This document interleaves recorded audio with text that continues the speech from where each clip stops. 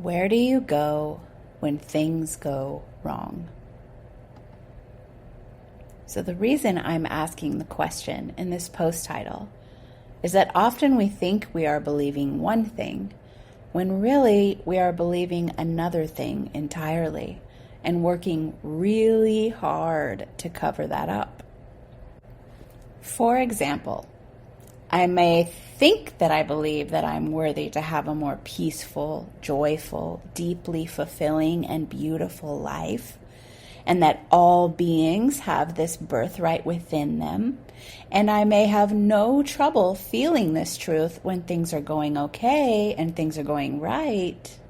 But when things go wrong and things don't work out as planned and people aren't behaving how I want them to and all of my controls are breaking down, where do I go then?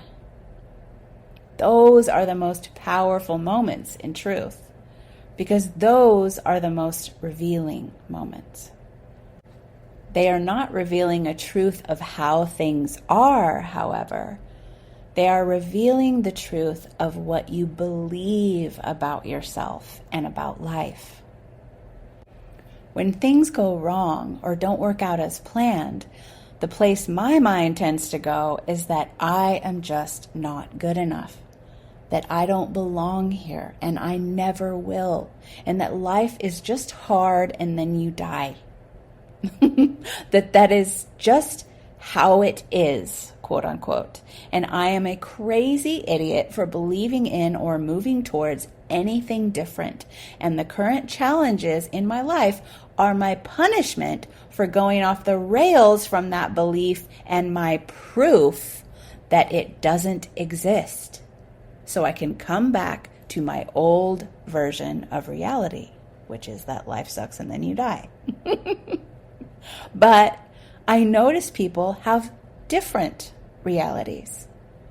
I notice that there are people who live deeply fulfilling lives, doing what their hearts and souls have called them to do in this life to great success.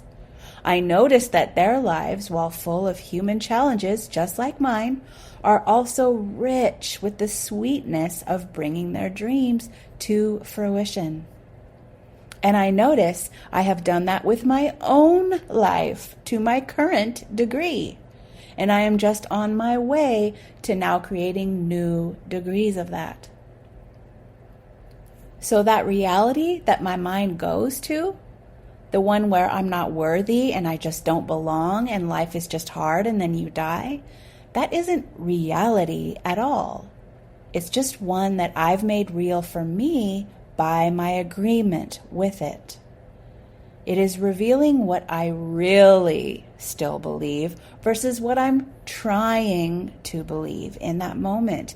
And it is a friend in that because it is like a divine hand pointing and saying, here, right here, here's where the pain is. Here's what needs healing. But the thing that always tripped me up about that was, okay, yeah, I know that's what the pain is. I didn't know before, but now I know. And I've known for a long time, and it's still here. So how the heck do I get rid of it? And the honest answer that I receive now is, you don't. You don't have to get rid of it. You don't even have to know how to heal it. You have already begun to heal it just by being aware of it. My next step is asking for help and then making a conscious effort to relax enough to receive that help.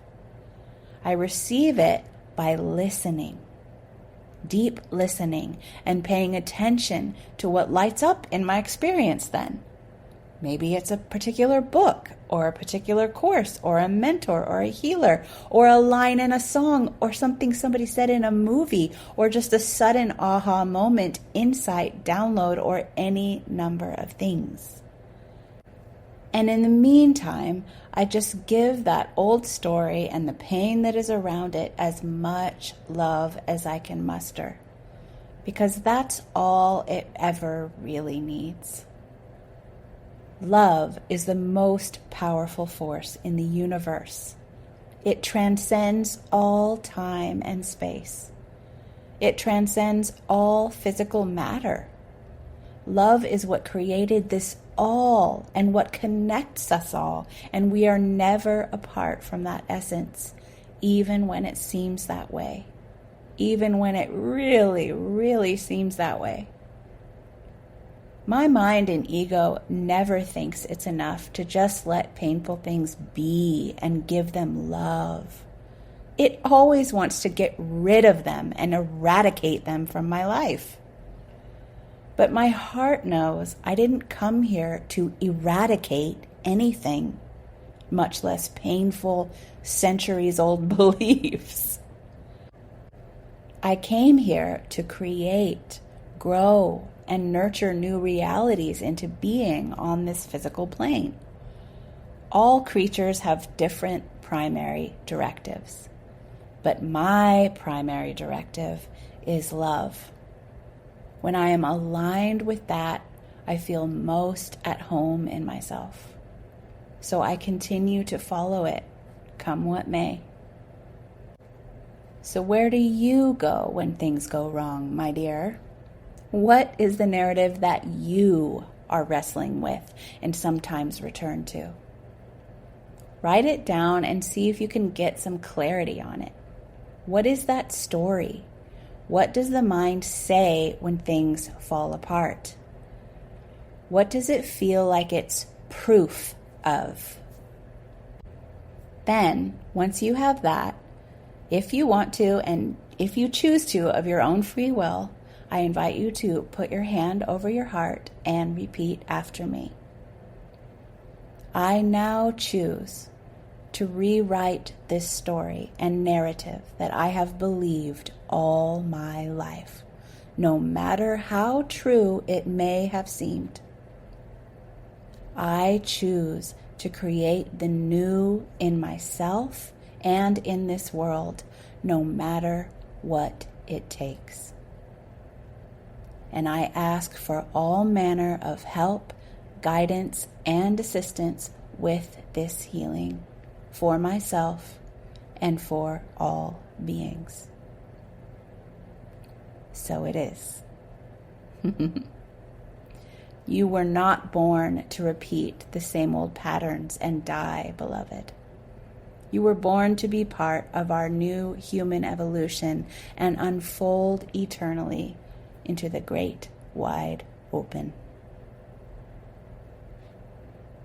Thank you for joining me today. And if you would like to get these posts to your inbox like clockwork every Sunday morning, you can do so at sunnychapman.com/more.